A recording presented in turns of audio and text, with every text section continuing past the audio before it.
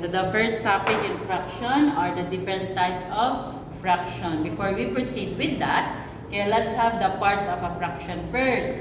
So example of a fraction is the 5/8. So the one above is the numerator and the one down is a denominator. Now let's have the types. Proper fraction, improper fraction, and then mixed number.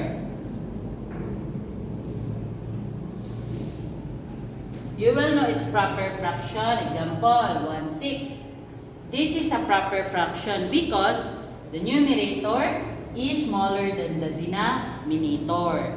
Okay? Another is 2/5. Proper fraction pa din because the upper is smaller than the denominator.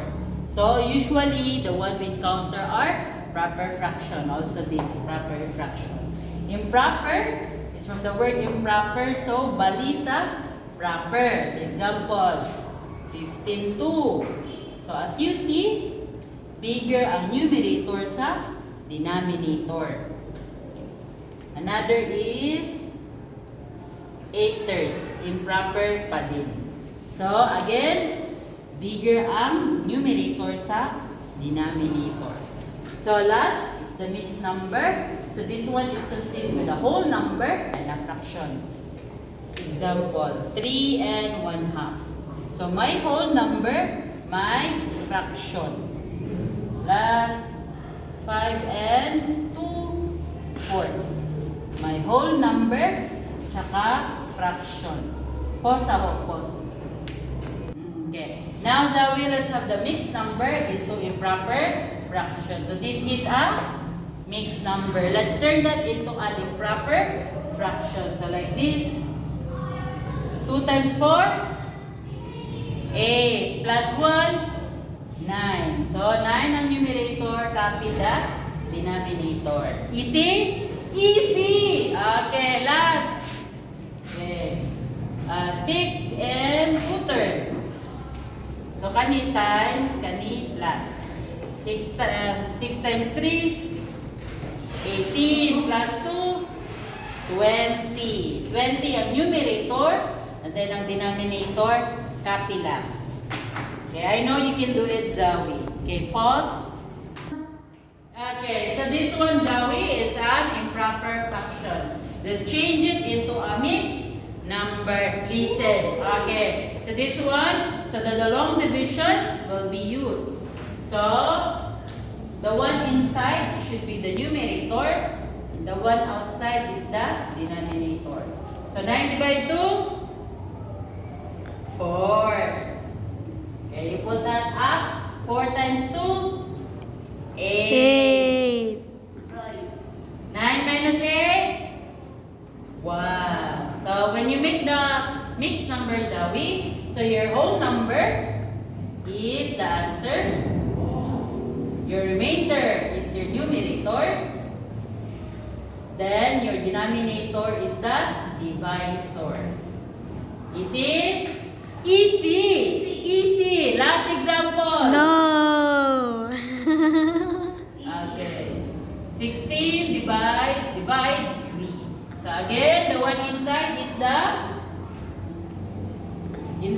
the numerator and the outside is the denominator. 16 divide 3, 5.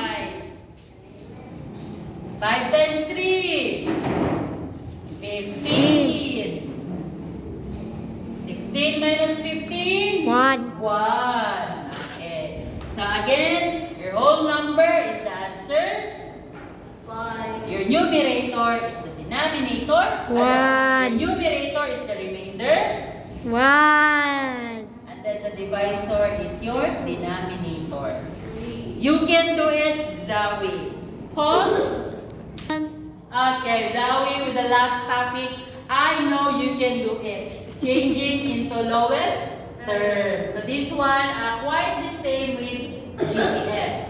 So here, we will always turn the 10, 20. So we will look for a number that can divide both 10 and 20. So what number? 2. 2. Pwede na daw si Miss Jo. 2 over 2. 10 divide 2? 5. Pagdato. 20 divide 2? 10. Okay, look at your numbers. Is there a number you can divide? Both numbers? Yeah. Yes. What number? 5. 5. 5 divide 5? 1. 10 divide 5? 2. What number can you divide both 1 and 2? Wala. Nothing. So that's your final answer. Box your final answer. Easy? Yes.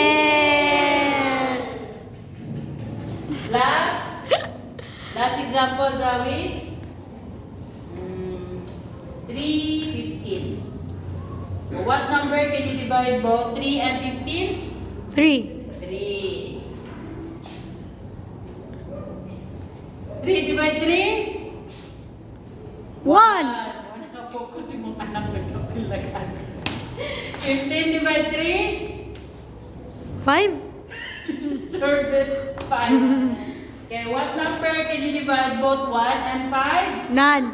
Nothing. Box your final answer. Okay, Zoe, you can do it. Okay? Thank you for watching. Goodbye. Good night, Mimi. Good night. Bye. Say goodbye. Goodbye.